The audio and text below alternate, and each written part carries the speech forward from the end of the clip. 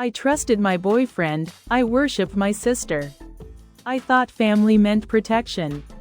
Then one notification changed everything. My name is Emily, I'm 24 now, but this story started 2 years ago. On a night that should have been ordinary. Jake and I had been together for almost a year. We met in college, hit it off fast. He was charming in that laid-back Midwestern way. Always holding the door open, remembering my coffee order. Sending good-night texts, even when we were apart. He was thoughtful, steady. The kind of guy my conservative family wouldn't exactly love. But couldn't find fault in either. We didn't live together, that would have been too much for my parents. In our culture, living together before marriage isn't just frowned upon, it's scandal. So Jake lived in the city for work, and I stayed closer to home. We met on weekends, it worked, or I thought it did. That weekend started like every other, takeout, Thai, movie on the couch. Jake fell asleep halfway through the film, like he always did. The next morning, I was brushing my teeth in his bathroom while he took a shower. His phone buzzed on the nightstand, once, then again, then again. At first, I ignored it, I'm not the snooping type. If you're in a relationship where you feel the need to check someone's phone, you shouldn't be in it, that's what I believed. But something about that moment, it wasn't just instinct. It was this cold pull in my gut. I picked up the phone, the lock screen showed a message. Grace, last night was dangerous but worth it. I froze. Grace, my little sister, my inseparable sister. The same Grace who used to braid my hair before school. The same Grace who'd said she adored Jake. And always called him brother-in-law as a joke. I opened the messages, my hands went numb. What I found wasn't a one-time slip-up. It was months of late-night flirting, selfies, plans to meet when she's out of town. Talk about secrets, jokes I didn't understand because they weren't meant for me. There were no filters, no shame, just texts that stabbed one by one. I scrolled up, down, everywhere, trying to make it make sense. Trying to find the point where it all started.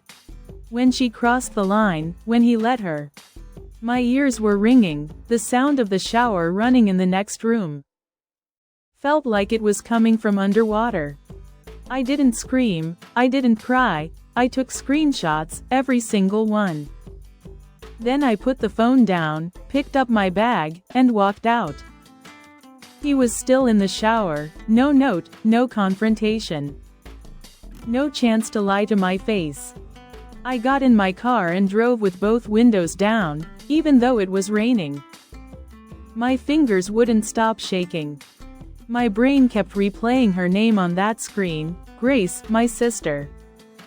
That night, I didn't sleep, I stared at the ceiling until 4 a.m.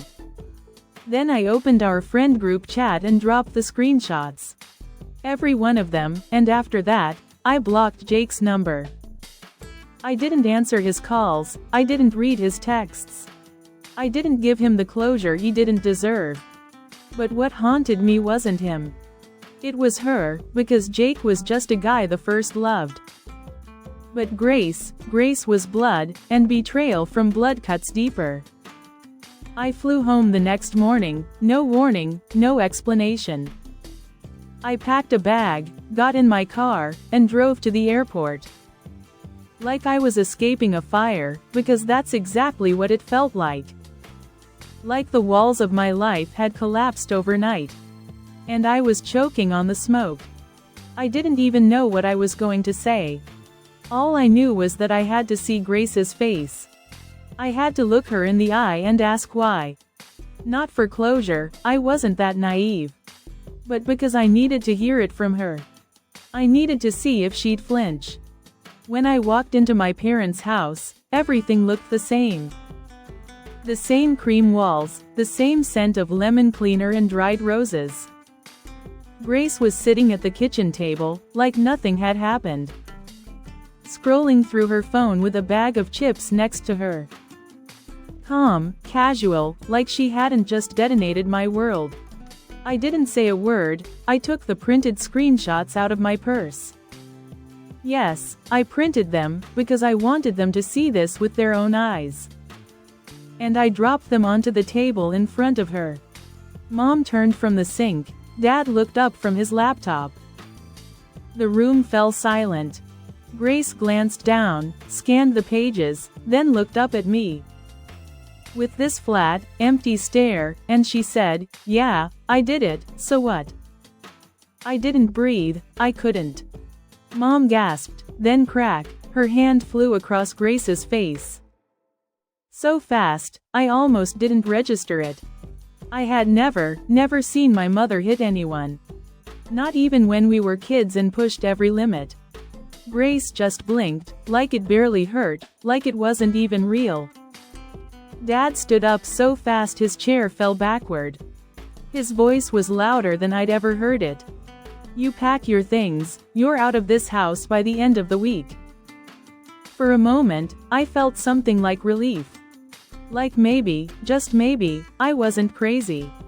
Maybe they saw it too, maybe for once. Grace wasn't going to be protected from the consequences. But I should have known better. 2 days later, she dropped another bomb. She was pregnant with Jake's baby. I stood in the hallway, holding my phone, listening to Mom say it over speakerphone. Like she was reading off a grocery list. "We just found out, Grace is scared, we're trying to support her." Support her. Just 48 hours ago, she was slapped and thrown out. Now she was the victim, the innocent girl who needed protection. The daughter who had made a mistake, but now carried life. And I was the problem. Mom even said it, "You need to calm down. This is about family now, you need to let it go." Let it go. She destroyed my relationship. She tore our family apart. And now, because there was a baby involved, everything was supposed to be forgiven. I couldn't listen, I couldn't look at them. That night, I packed everything and left. I blocked them all, except Emma. She was just a kid, 11 years old. Stuck in a house full of liars and cowards. She didn't deserve to be shut out with the rest of them. But Grace could have the house, the baby, the boyfriend. She could keep it all, because I was done trying to make sense of a family that chose betrayal over truth. And that was the last time I stepped foot in that house for a while. 2 weeks of silence, that's how long it lasted. I had cut them all off, every number, every email, every shared group chat. My phone felt lighter without them, my mind a little quieter. I was still shattered, yes, but at least I was alone with the truth, not the lies. Then one morning, my phone buzzed with a number I didn't recognize. It was a text, "Emily, we'd really love for you to come. It's a family event after all." Attached was a photo of an ivory envelope. Inside, a wedding invitation, Grace and Jake. Grace and Jake, getting married. My mother had gotten a new number just so she could send me that. As if a fresh phone plan would erase what they'd done. I didn't respond. I stared at the message for a long time. Heart pounding, throat tight, and finally, just laughed. It wasn't even bitter, it was hollow. Because by now, I understood the rules, truth didn't matter, image did. And they were going to have their perfect little photo op wedding. Even if the bride had slept with her sister's boyfriend. But that wasn't the part that broke me. A few days later, my cousin Amy called me. She was one of the few people who believed me from the start. She sounded hesitant, but her words cut anyway. "They're telling people you abandoned the family." I blinked. "They said you didn't want to be part of the wedding. That you left because you were jealous, and that you're unstable." Unstable, the word echoed.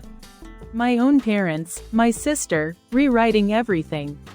turning my silence into their narrative. Grace was now the brave daughter trying to heal the family. I was the bitter spinster who couldn't handle being left behind. That weekend, my cousin sent me photos from the bridal shower. White roses, gold chairs, a custom cake that said, "A new beginning." Mom was smiling next to Grace, hand on her pregnant belly. Jake had his arm around her, like he hadn't betrayed me less than 3 months ago. And not once, did anyone mention me. I wasn't just excluded, I was erased. But the cruelty didn't stop there. Amy told me Mom had been making comments at church, subtle ones, meant to sting. Things like, "We worry about Emily, she's still single, still not settled. And now her younger sister's already having a baby." As if being unmarried was my real crime. As if my worth came down to when I wore a white dress. And how soon I produced grandchildren. That night, I sat in the dark and scrolled through old photos on my phone. Me and Grace as kids, dressed up in Halloween costumes. Holding hands in front of our childhood treehouse. Photos of me and Jake, smiling in matching scarves at the Christmas market. Just 5 months earlier. A life I thought I understood, a family I thought I belonged to. Gone, rewritten. Grace was the future now, and me, I was the cautionary tale. But here's the thing they never considered. You can only erase someone if they stay silent. And I was done staying silent. I was brushing my teeth when the phone rang. It was Emma.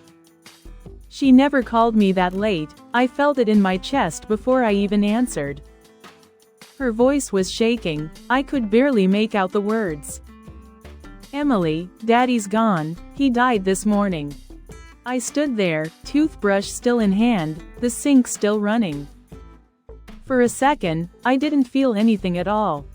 And then everything hit me at once, grief, confusion, rage. He'd been sick for months, and no one told me. Not my mother, not Grace, just Emma. 11 years old, with tears in her voice. And more courage than the rest of them combined. I booked a flight that night, I didn't care about the tension. I didn't care about the wedding I'd refused to attend. Or the lies they'd told. I wasn't going back for them, I was going back for Emma. And maybe, for goodbye. The moment I walked into the house. It felt like stepping into a war zone, dressed like a stranger. Grace was there, visibly pregnant now. Sitting on the couch like she owned the air. Mom barely looked up, the first thing out of her mouth. "You're only here for the money." Not hello, not how have you been, not even he asked for you. Just that. Grace chimed in too, hand on her stomach like some kind of protective shield. "We all had to pick up the pieces after you left. But I guess now that there's something to gain, you're back." I didn't say a word, I didn't owe them my voice. The funeral was quiet, hollow. No one cried, except Emma and me. And honestly, I'm not even sure what I was mourning. The father I once loved, or the man who stood back while they buried me alive. But what came next, I wasn't prepared for. The will was read the following afternoon in the lawyer's office downtown. Grace came with her husband, Mom came in pearls. Like she was walking into a fundraiser. I almost didn't go, I figured there wouldn't be anything left for me. And then the lawyer began. 40% to me, 30% to Emma, 20% to Mom, 10% to Grace. I blinked, I looked up at the lawyer, wondering if I'd heard it wrong. But he just kept reading, there it was, in black and white. My father's final decision. The room erupted, Grace shot out of her chair like she'd been electrocuted. Her husband started yelling before she did. "Are you kidding me? She abandoned this family, she doesn't even speak to him."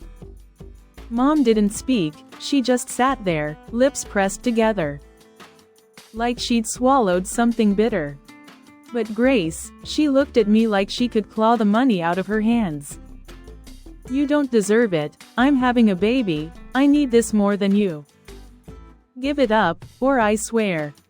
I stood, not to argue, not to defend myself, but because I suddenly understood. My father's silence during his life had been cowardice. But this was the loudest thing he'd ever done. He knew what they were, what they did.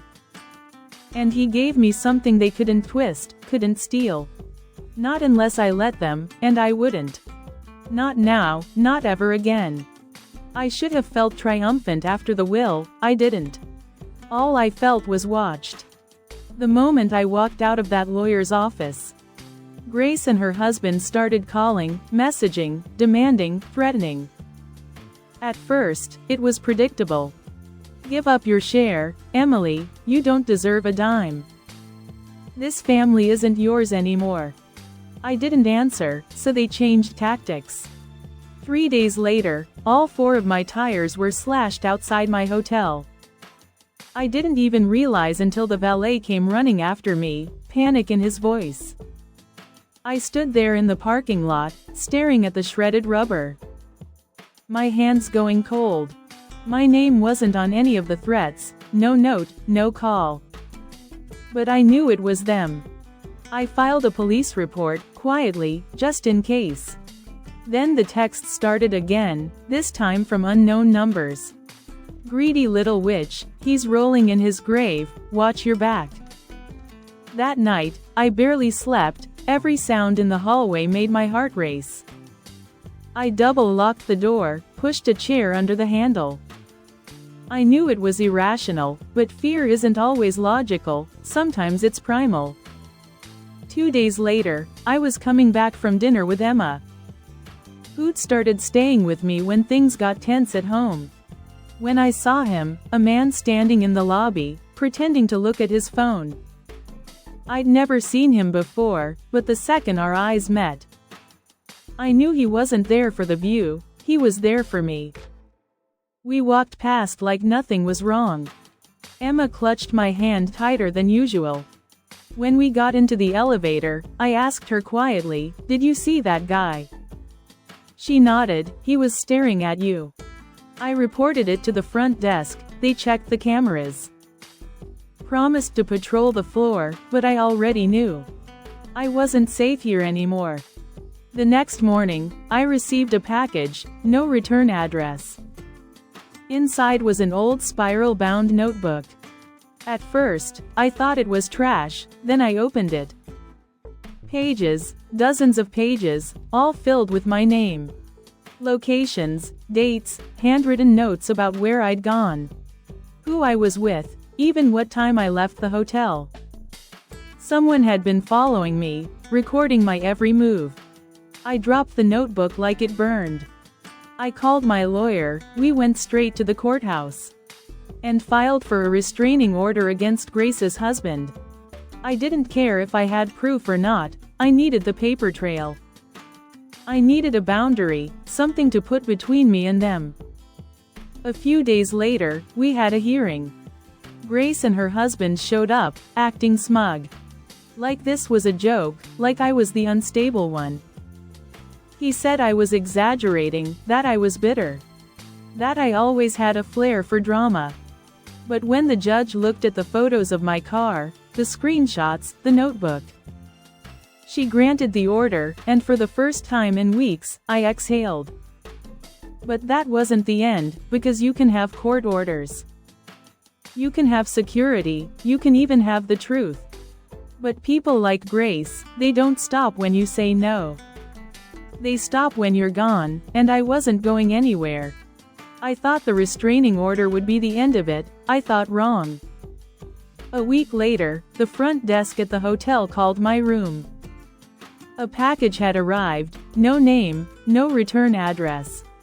I opened it slowly, already bracing myself. Inside was a beat-up spiral notebook. My stomach sank, I knew what it was before I flipped it open. Pages and pages of notes, my name, my movements, what I wore. Who I was seen with, restaurants, appointments, even the funeral. Every move I'd made since the will. Someone had been following me, recording me, obsessively. I stared at the writing, jagged, all caps, frantic. Some pages even mentioned Emma. That's when the fear turned to rage. I called my lawyer again, called the police again. They took the notebook as evidence. But I didn't need a lab to tell me who was behind it. Grace's husband, it had his smell all over it. Paranoia, possessiveness, entitlement. I checked out of the hotel that night. Didn't tell anyone, not even Emma, where I was going. I drove across town to a new place, paid in cash. Checked in under a fake name. I wanted one thing, peace, but it didn't come, not really. Even with the silence, I found myself jumping at shadows. Checking locks twice, sleeping with the lights on. Waiting for the next knock, the next threat, the next twisted message. And then, one morning, my lawyer called. He said, "There's something else, something your father left for you, a letter." My hands shook as I opened the envelope. His handwriting hit me like a wave, sharp, stiff, familiar. There were only a few paragraphs, but every word cut deeper than anything Grace ever said. He apologized, said he saw what was happening but didn't know how to stop it. Said he failed me, that he should have spoken up sooner. That he regretted not being brave enough to choose me over their comfort. He ended it with, "This gift isn't about money. It's what I never had the courage to say while I was alive. I see you, and I'm sorry." I didn't cry, not at first. I just sat there, in the new apartment I hadn't dared call home. Holding the letter like it might evaporate. Like if I moved, the truth inside would disappear. And then I did cry, not just for him, but for me.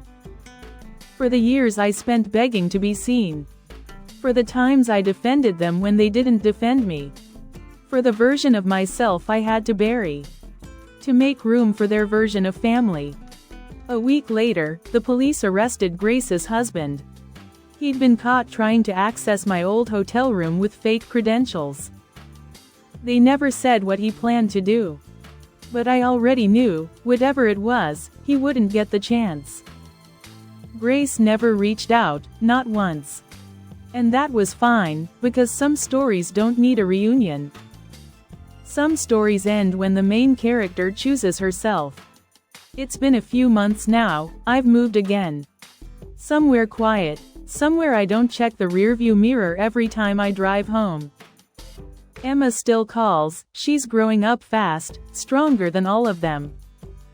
As for me, I'm not healed, not yet. But I'm free, and sometimes, that's more powerful than closure. They built a story without me, tried to erase me. But my father left proof of who I was. And this time, I'm not letting anyone write over it.